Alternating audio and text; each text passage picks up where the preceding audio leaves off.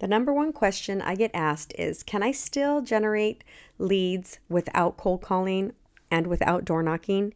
And the answer is 100% yes. So stay tuned, listen to this episode because this episode is for you.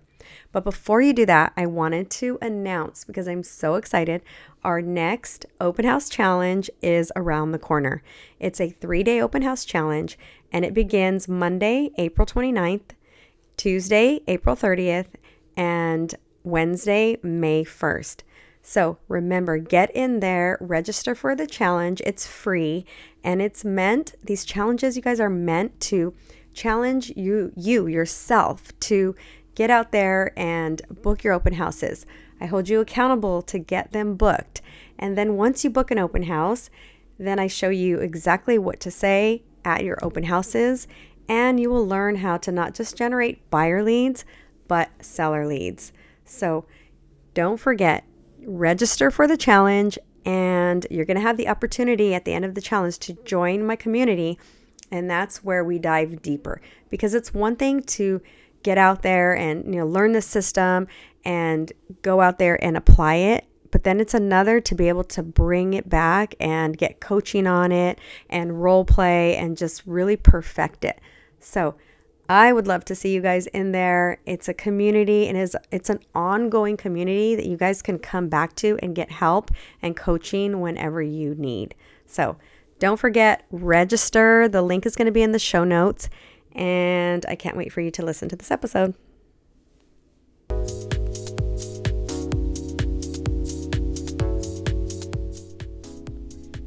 Are you tired of the same old school real estate lead generation tactics? Then you've come to the right show. Welcome to Open House, Open Mind, the podcast. I'm your host, Michelle, and this is not your average real estate podcast. I'm here to challenge the industry's standards.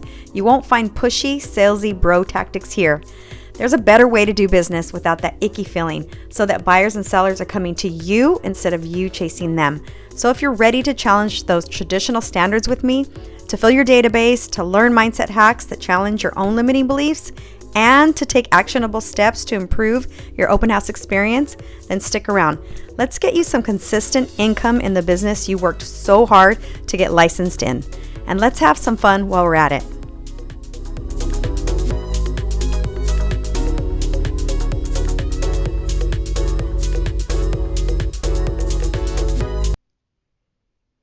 Hi everyone. Today we're talking about how to get listings without cold calling and without door knocking.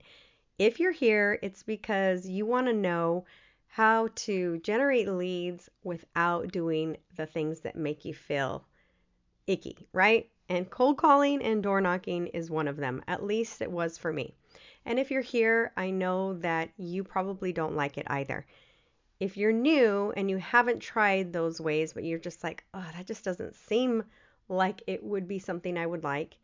And if you're not new and you've tried out these ways and it's like, nope, that's not for me, that's okay. You do not have to cold call, and you do not have to door knock.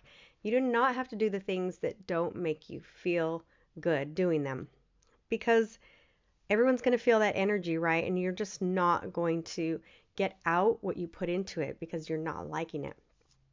So let's get into it. I went on a listing appointment yesterday, and I was thinking about it. I was thinking, how did I get this listing? It kind of came out of the blue. I do a lot of manifesting, and we'll talk more about that. If you guys want to know more about things like that, let me know. I'm always asking for you guys to put in the comments like questions you have for me, things that you want me to talk about. But I got this listing and this referral, right? And I was thinking, I know that one of the persons, actually the person who called to give me the referral, her mom is an agent. And I know that she's not that close, but she's probably only maybe an hour away. But still, I thought about it. How is it that she gave me the call, right? And the more I thought about it, I know why. It's because I stay consistent on posting what it is that I'm doing, and my weekly work schedule. I'm constantly doing something that shows that I'm a real estate agent, right? And that I'm taking listings, that I'm hosting open houses, that I'm showing buyers.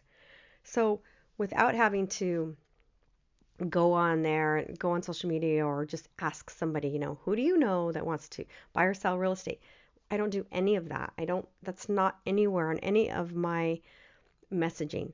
But people see what it is I'm doing. And so I'm staying top of mind that way without actually asking. And that's how you generate, referrals. That's how you have people coming to you versus you chasing them. So here are the ways. Let's get into how to get listings without doing the cold calling and door knocking. And I'm not saying those things don't work, right? They work for some people. Some people love cold calling. I know my partner, he loves to cold call. Some people love door knocking. I mean, I've probably mentioned this in the last few episodes because this house went on the market literally on the corner of my street. And I can joke about it now. When I first started in real estate, I would be like so angry and like, oh my God, I can't believe it. But you know what? He's putting in the work. He's door knocked my house several times and it works. So if you enjoy doing those things, then you're going to get a return. I did not enjoy doing any of those things. So, obviously the name of my podcast is Open House, Open Mind. And it's because when I started realizing that open houses were the thing that I enjoyed, and I started attracting people and gaining clients and transactions from that, that's when I was like, okay, I'm going all in on this one thing, the one thing that makes me feel good doing it. Now, don't get me wrong. Like I tell you, I do not like putting my signs up or taking them down, but that's the least of anything, right? If I walk away with one solid client in the 2 hours that I'm out there hosting an open house, then I will put up signs and take them down all day long, which is what I still do. So the way to do this is obviously with hosting open houses. And what you're going to do is, number one, the first way is you're going to invite the neighbors to a VIP event. And you're going to either do it an hour before your actual open house, or you can do it the day before. So for instance, if I'm going to do an open house on Saturday from 2 to 4, I'll print up a little flyer, nothing fancy at all, and I'll just say VIP event, neighbors only from 1 to 2. Come out and view the home before the public views it. And you can just put those at the doors, just surrounding the neighborhood, surrounding that house in the neighborhood. Or you can go to the neighbors, and I don't consider this door knocking. I consider it just inviting. You can invite them personally. Hey, I'm hosting an open house on your neighbor's, street, and I want to invite you guys to VIP only event. This is your opportunity to see the home before it's open to the public. We anticipate having tons of people. So if you want to see it without that big crowd, then this is perfect for you. You're just inviting, right? You're not door knocking. To me, door knocking means, you're bugging people with the intention of asking for something. Here, you're just inviting.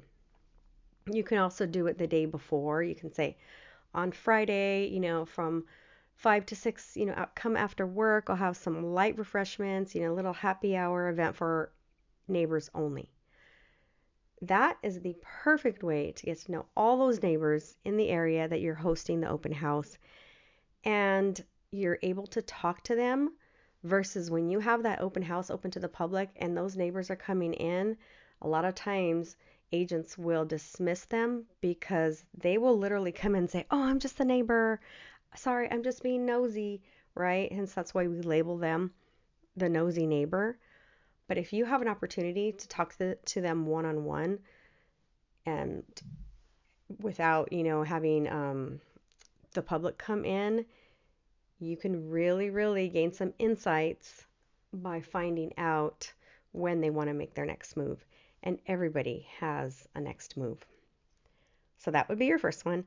Your second one would be to post. So you're making sure that when you're hosting this open house, when you're even doing the inviting for the neighbors, anything you're doing, you're recording and you're posting and you're showing everybody on social media what you're doing. So you're hosting open houses, which is in person, and you're also combining that with your social media.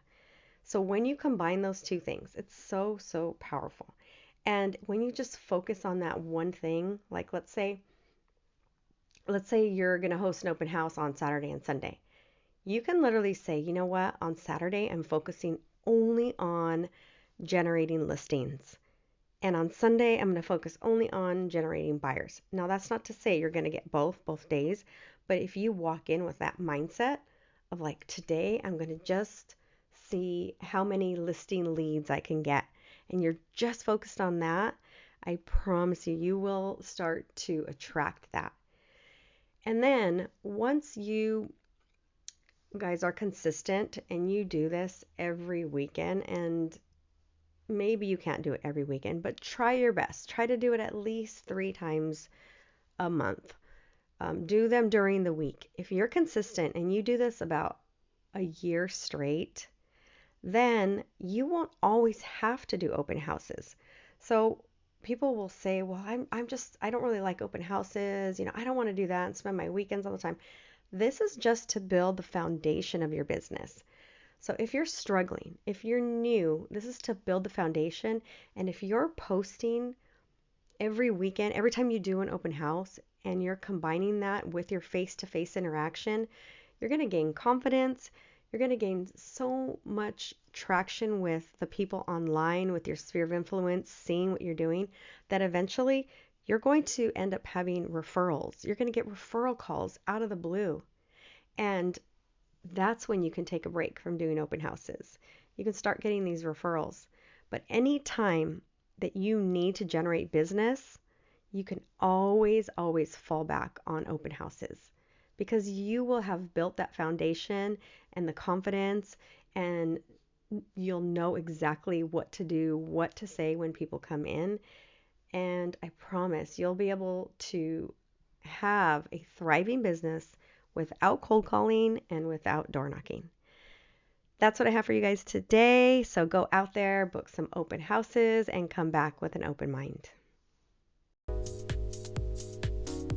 For those of you who want to take this work deeper and master the art of hosting open houses in order to attract buyers and sellers, then you're going to want to join me inside Open House Mastery. This is a self-paced online course with a live component that will take you through every step you need, from finding open houses to host, to what to say when visitors come in, to converting leads to clients. Together, we're going to get clear on how to confidently land clients, not just leads.